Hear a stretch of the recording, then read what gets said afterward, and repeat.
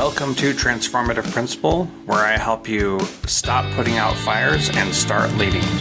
I am your host, Jethro Jones. You can follow me on Twitter at Jethro Jones.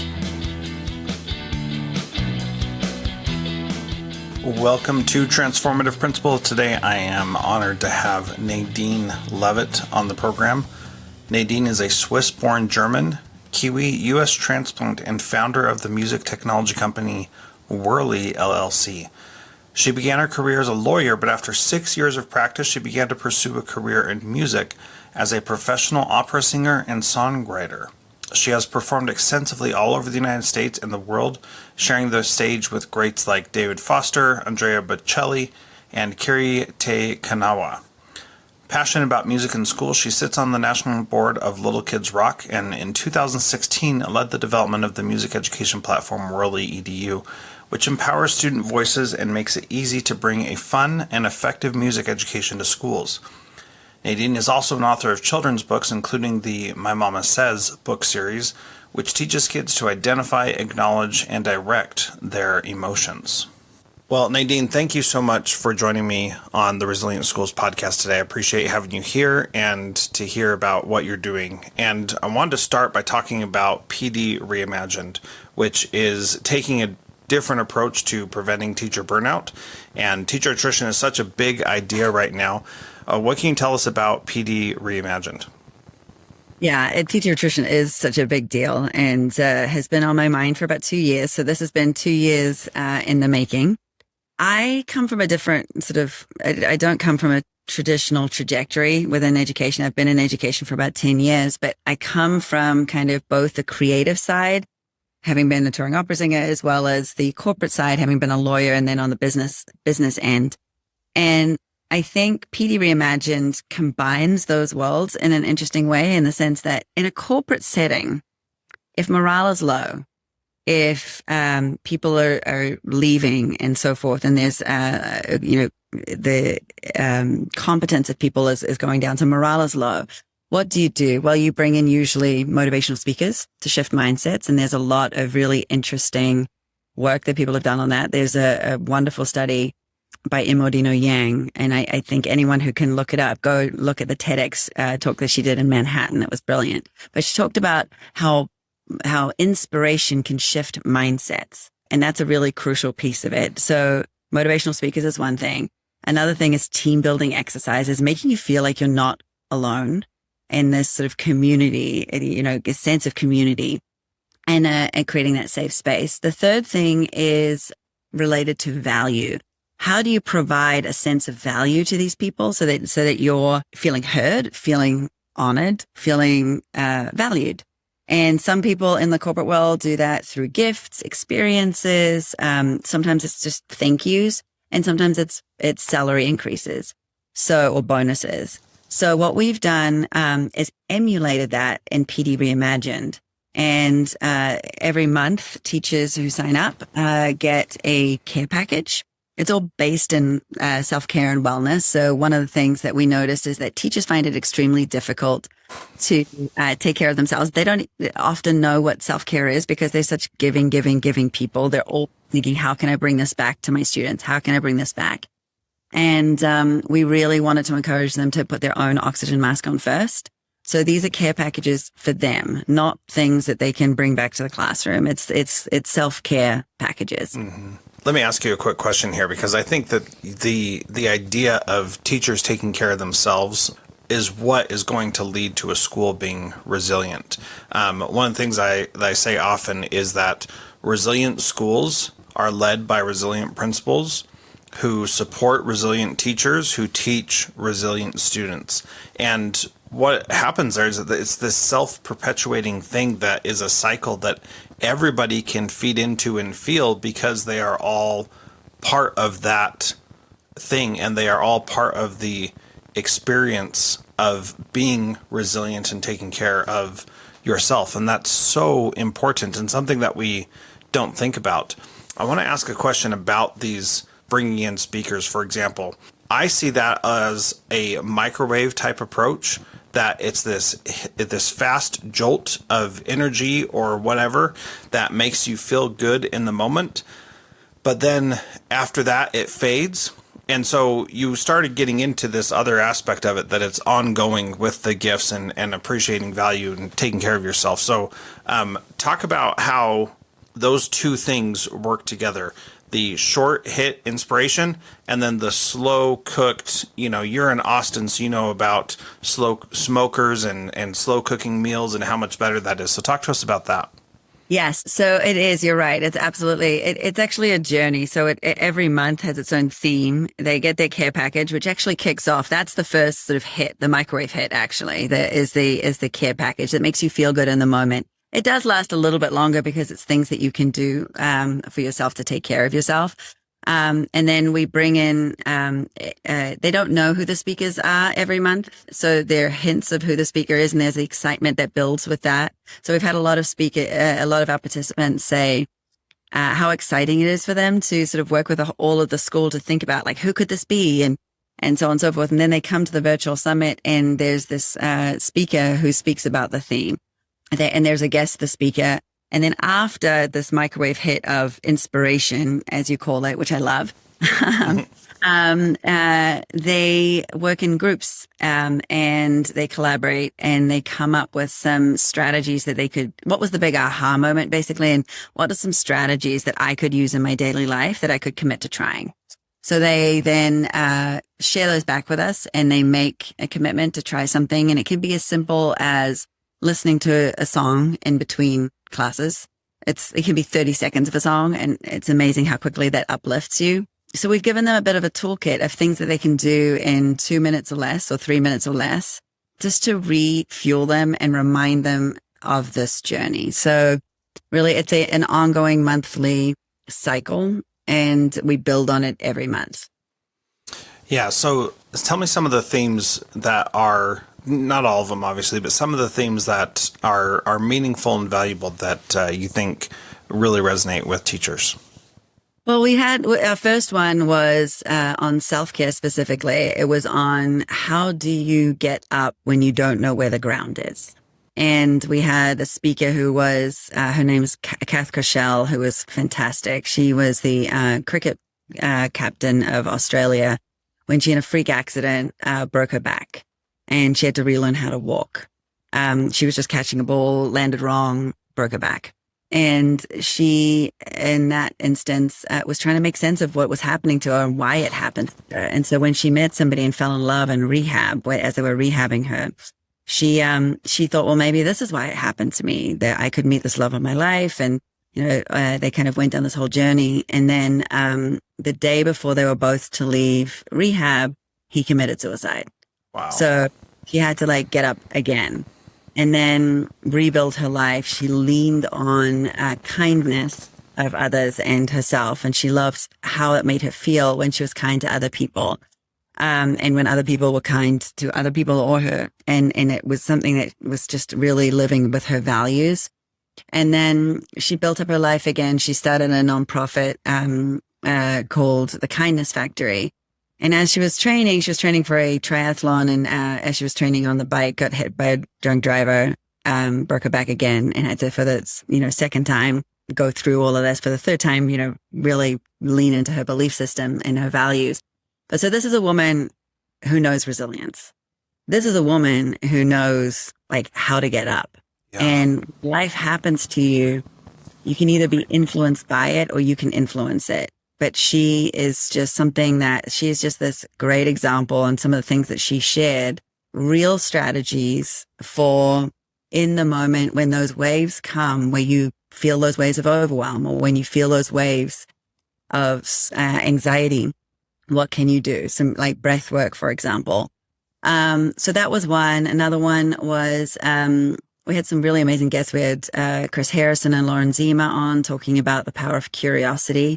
And then we had, Antonio Viragosa, who used to be the mayor of LA, talk about how do you move through criticism and opposition and have a growth mindset and really continue. Talk about resilience. You need a growth mindset, yeah. Right? Not going to happen overnight. It needs to be something that you put effort into, and it's not an end destination, it's a journey. So those are just some of the things. We've also had some James Fauntleroy, who's a 2-time Grammy Award-winning artist, or 4-time maybe. He's a songwriter and a producer, and he's best known for having co-written a lot of Justin Timberlake stuff. So he was talking about the power of music to move you. And so his strategies were specific to like, how can you utilize and leverage music to reinvigorate, refuel you? And, you know, it feeds into resilience too, because sometimes when you feel all alone, you put those headphones on and you put on a certain song. That's that unseen, unspoken friend who just puts his hand on your shoulder, you know, when you, in those times that you need it. Yeah, I like that idea. Now, I like music, but I'm not like you, a singer and songwriter. So I have this different appreciation of it. However, my great grandpa was an organist and directed a school of music for several years. And what I think is so amazing is that music has this power to bring us together, that somebody can write lyrics to a song that can impact millions of people because of that. And they have this ability to transcend the typical ways of interacting to make it so that we can see and hear others in different ways. And I think that's one of those little things that's just so meaningful and powerful that you don't really think about. And truly, music is powerful in that regard, and something that can bring people together in ways that other things just can't. And, you know, one of my rants is that we're taking out music from schools and decreasing funding for that because it's not a quote unquote tested area. And yet that's an area that could, you know, literally save people's lives because of what it does. What else would you add to that? Yeah, absolutely. Look, I have an edtech platform, Wally EDU, and we used to work with Camo on PTSD specifically. So vets with PTSD working on music therapy. And here's the thing about, and actually Wally EDU itself teaches music, yes, but the end goal is not just to teach music, it's to teach social and emotional skills, because there are so many things that you're doing with music. You talked about collaboration earlier. Problem solving is a good one, because you're doing the same thing when you're learning a song. But what's the most powerful thing to me about music, and I just want to point out, you know, we don't teach math to be a mathematician or science to be a scientist or English to be a writer. I don't think we should be teaching music to be a musician from the outset. Yes. I think that should be elective, but I think that it sets us up for failure. But most people in the world like music. They appreciate music. They might not play.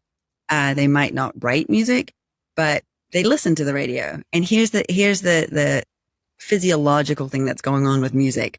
Music makes us feel things, in part because it's one of the only things that can actually get inside our bodies, right? And like our eardrums make our eardrums move, and our brain's going, what just happened? Like, what was it? And it's trying to catch up with like trying to recognize patterns of what this could be. And so therefore it brings up memories for people. It brings up other past experiences and patterns and so forth. So it's kind of an interesting, very, human experience that music makes us feel things, and it can interrupt other emotional cycles that can otherwise hijack us. And so that's why I think music, just listening to music, and that's where we've created a bunch of different playlists for people to make it really easy. Spotify, all the streaming services do this too. You can actually search for something by emotion, and you can just listen to songs by emotion, because it can set the tone and it can make you feel things. Yeah.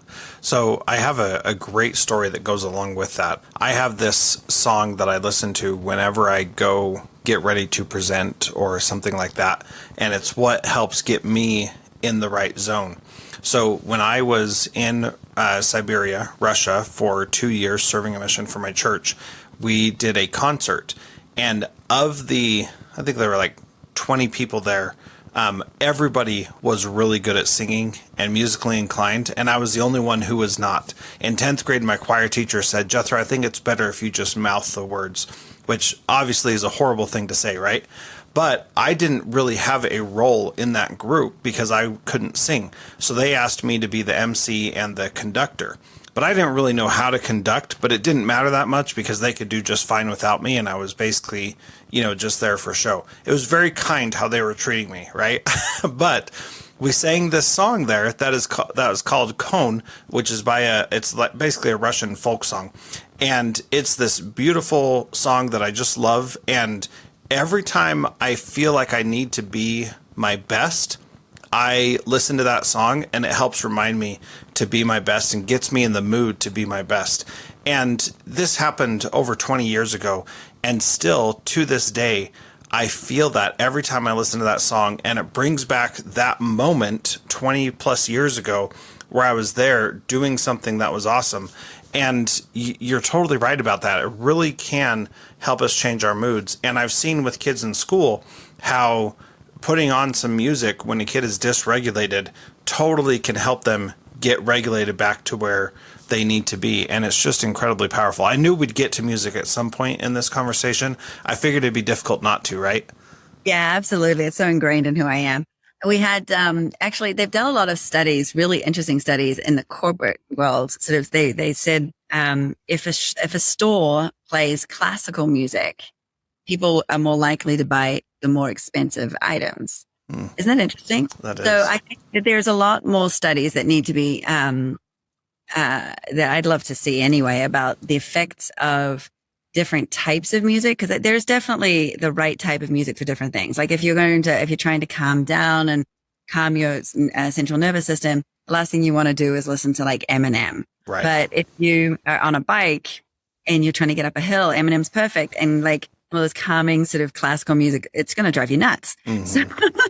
So I think that's the right thing for different circumstances. And depending on what it is that you want, you can absolutely, that awareness of the fact that music can make you feel something now puts the power in your hands to be able to say, well, how do I want to feel? Because there's this emotional response that's going to come based on just the music that you choose. So yeah, that's very true. And I've definitely seen that. Before we move on, let's hear from our sponsors. So let's get back to the topic of PD Reimagined. And you talked about a couple of things, self-care, curiosity, music as themes in that. And, a lot of teachers and school leaders listening to this might think this is out of reach. I can't do this. I don't have time. I don't have energy to do these special things. I can barely just make it to school each day.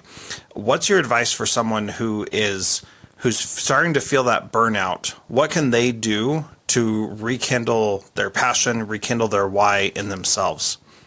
So I find it very interesting. It's the perception of time scarcity.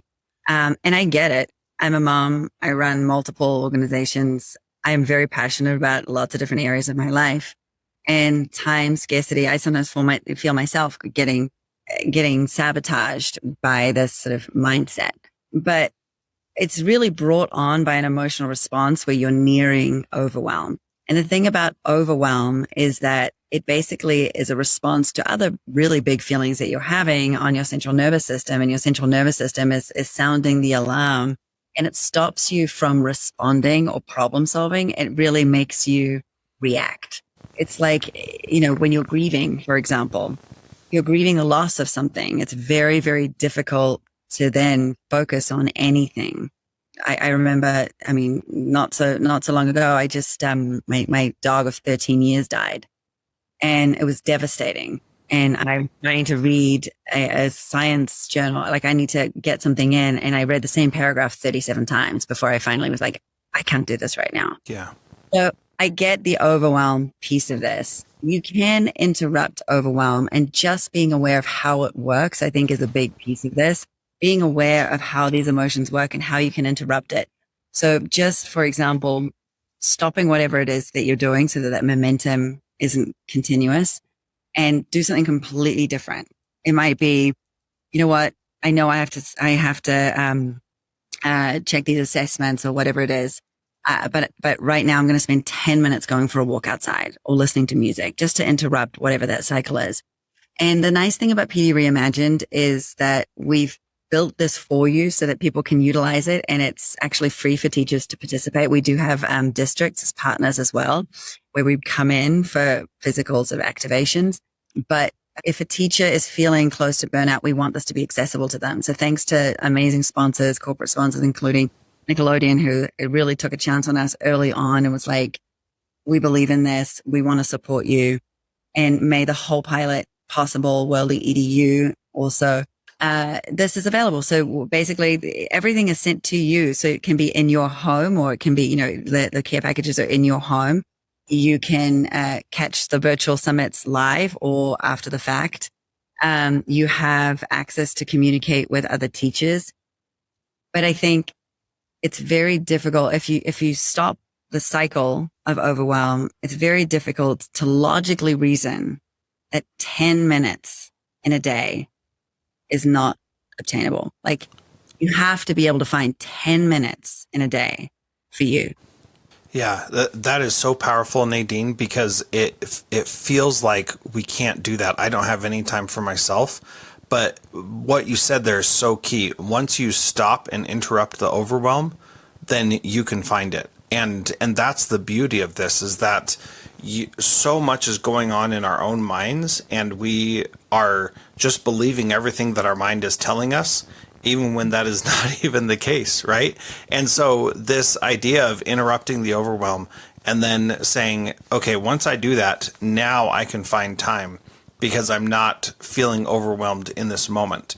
And that overwhelm is going to come back, right? It's not like, listening to your favorite song is going to make it so you're never overwhelmed again. It's going to come back, but it's about establishing these patterns, routines, habits that keep you leveled and not so overwhelmed. What else would you add there? I think the more that you do it, the more that you apply these skills and you're learning these skills and develop these skills, the easier it is to come back from overwhelm. Yes, it will continue to come back, but the easier it'll be for you to deal and process it. I like to think of all emotions, they're really just messengers, and they're trying to signpost something for us. So when you're feeling overwhelmed, it's just sounding an alarm that your nervous system needs a break. Just when you think of it that way, like everything has its own message. Anger, for example, I hate it when people say it's a negative emotion, because I don't think it is. I think it's all our emotions are just responses, emotional responses that we can't control, and they'll come and go. We can control the thought patterns that you just referenced earlier, the thought patterns that, and I just want to sort of give a little background on what that is. So your thought patterns, we are as human beings just wired to recognize patterns. Can you imagine how overwhelming it would be in life if we didn't recognize patterns, if we couldn't automate certain decisions like, how to tie my shoelace every time I walked out the door? If I had to go, okay, now, is this the right way to do it? Is this the best way to do it? Like, you do a risk assessment. Yep. Out the door, off you go. So we use these patterns of behavior to figure out what's the best response for us. Those patterns can be based on actual experiences. It can be based on things other people have told us. It can be based on media and movies. And often they're not based in fact. Mm-hmm. So the stories that we try to make sense of things that happened with patterns of behavior. So you have a lot of different, I think a lot of people feel overwhelmed when they have a lot of different projects on at the same go and at the same time. And a lot of them have the same deadlines or similar deadlines, and they start to feel overwhelmed because there's too many things going in the hippocampus of your brain. So it can only have one thing at a time in there. And when they're competing, it's your central nervous system going, which one do you want? Like, make up your mind, And so, what's interesting about the pattern recognition and the thought process and the stories that we tell ourselves is what I call it, is we can control that. And the more that we're aware of it. So Brene Brown, has a very powerful strategy that she recommends, which I love. And I also use with my kids, which is when you become aware that you're telling yourself a story, say it and say, right now, I'm telling myself the story that you don't care about what I'm asking you to do. And what's interesting is, my kids have started picking this up. And so my 8-year-old the other day, when I got super frustrated and really disappointed in some of the things that she was doing, because she was not getting ready for school. And we'd had this whole conversation. We'd had this whole agreement, and I thought we were good, and we weren't. She could see my face and she said, hang on a second, Mom. before you say anything, are you telling yourself the story? I don't care. And I'm like, you know what? I am telling myself the story, and here's why. But it did interrupt, just the awareness interrupted the cascade of emotional responses to those stories that I was telling myself. And I could, respond rather than react. And I think so often, just the awareness, it doesn't mean we don't feel emotions and we don't feel challenging emotions. We will, and we'll continue to do that. But at the end of the day, they're only present in order to signpost what it is that is meaningful to us and what we care about.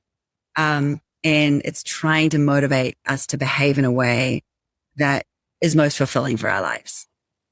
Yeah, I really appreciate that. I had these cards that I put on my door as a principal that said, I have a storyline, which is basically a permission for teachers to come into my office and say, here's my storyline card. This is the story that I'm telling myself, and tell me if this is accurate or not. And it usually revolved around, you're mad at me as the principal because of whatever. And 99% of the time, I actually was not mad at them. And I didn't even know they were holding this grudge. And I was talking to a principal last week, and she said that a teacher was very upset with her because as the teacher was coming in from recess with her kids, the principal was looking at her watch, which the teacher interpreted as, I'm late, I'm in trouble, she's mad at me. And the principal was just standing there and got a text message, and her smartwatch notified her. And so her looking at her watch had nothing at all to do with this teacher, but the teacher was upset for days because she thought she was going to be in trouble because she came in late one day, even though she didn't even know if she was coming in late. She just thought that that's what was going on. And these stories are so corrosive. And like you said, they're just patterns. We see someone looking at their watch, we think they must be checking the time, and they must think that we are doing something wrong because that's a pattern or whatever. And that's really, really challenging. Anything else you want to add? Yes, I love that you had that card. I think that's a really, really powerful leadership tool. I would encourage any leader to take that on. That's a really powerful strategy. I love that. Yeah, I will definitely put a link to those cards because there are more of them, not just the storyline card, but things that are uncomfortable for you to talk to your boss about, especially in a school setting.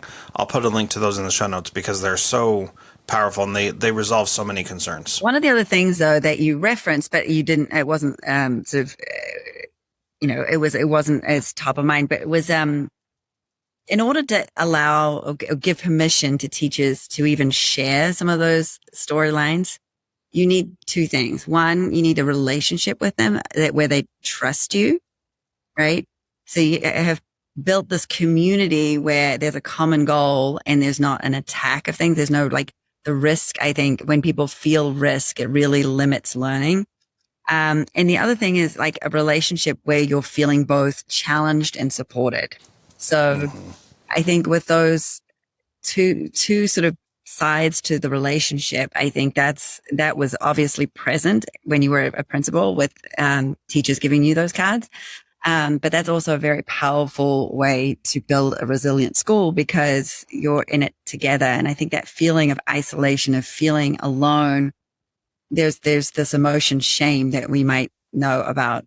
But I think a lot of us hide that. They hide certain things and those patterns and those storylines because we fear that it makes us not good enough. We fear that might be true. And by sharing our storylines and by sharing it with other people, there's no way that shame can live in those circles. So I think, the role of shame in a resilient school is also really, really important, that we feel like there's no space for shame.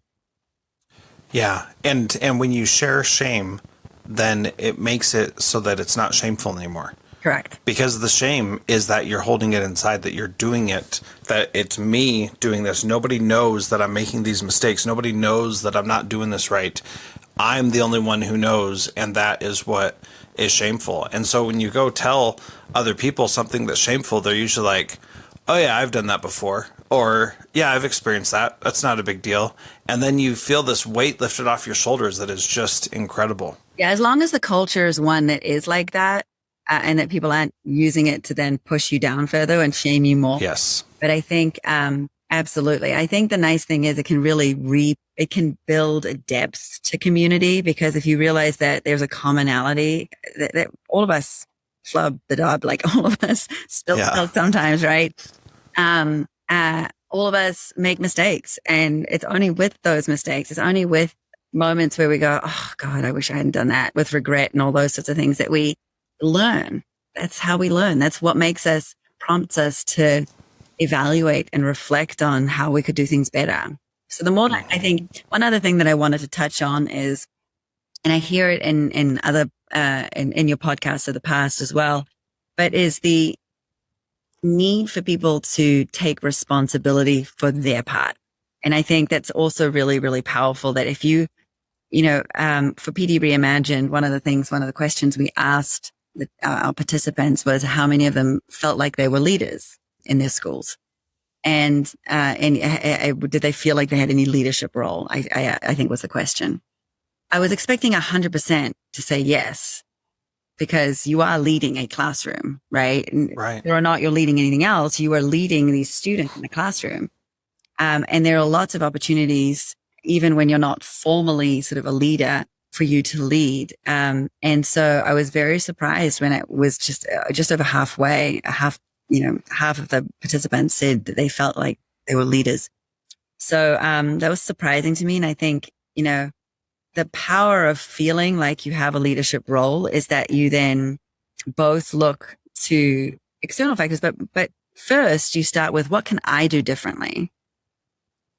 What can I do differently so that I can have a different outcome? Because in every situation where there's a result that you don't like, or, it's some kind of an obstacle or challenge that you're facing, there's always something that we can also do. There might also be external factors that also need to be tweaked. But I think the more that we can start with, okay, what can I do about this? The better, the more likely it is that we can learn from it. Mm-hmm. And I really like that idea, because when you see yourself as a leader, you see yourself as responsible for what's going on.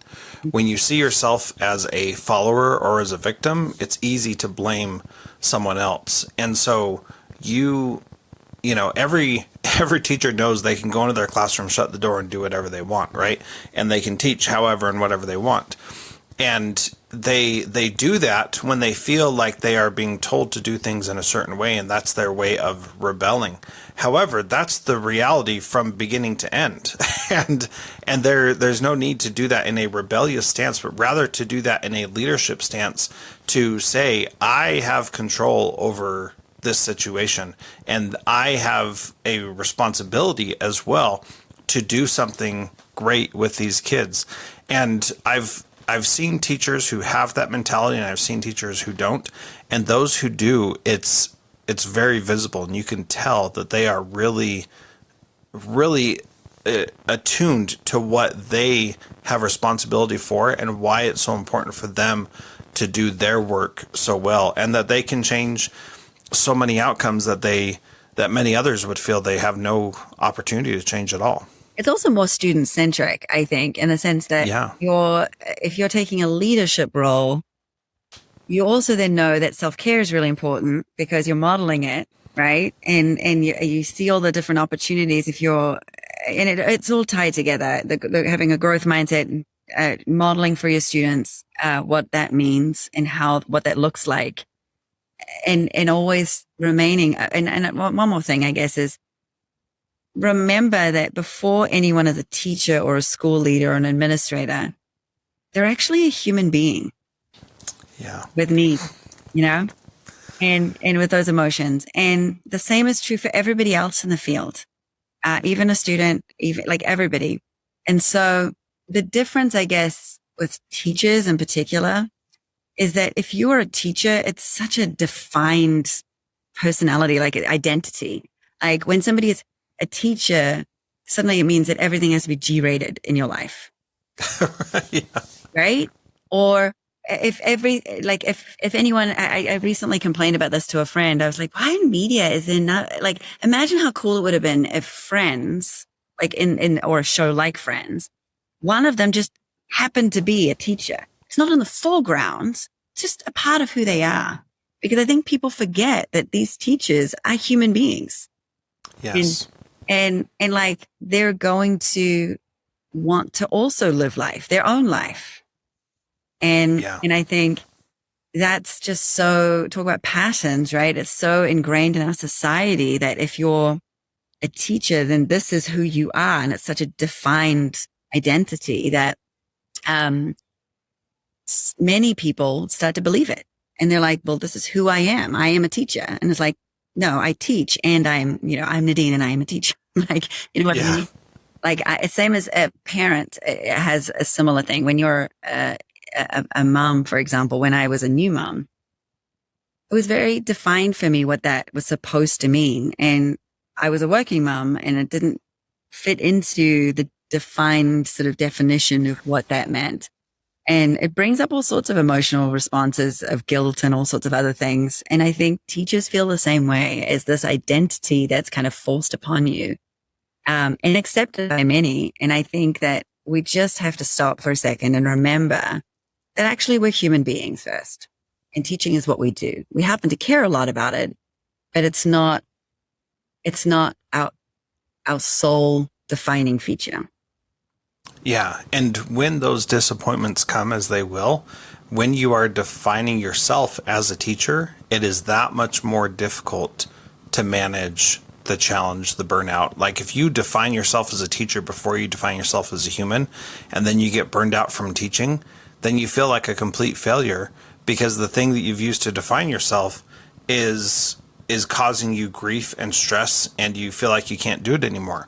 That's a very dangerous place to be, because if that's what you're living for, then that gets taken away or becomes too much, then you feel like you don't have anything else to live for. And that's not a healthy place to be, for sure. Talk about an existential crisis, right? Yeah, no kidding. Yeah. Nadine, this has been awesome talking with you. Thank you so much. pdreimagine.com for support in teacher burnout. That's free for teachers. So if you're listening to this, go check it out. And if you are a principal or superintendent, then go there as well and say you want to partner with them to do this for all your teachers. And this is a great way to support others and help them, stay in the career longer because they're feeling satisfied and happy. Thank you so much, Nadine, for being here. Thank you so much for having me.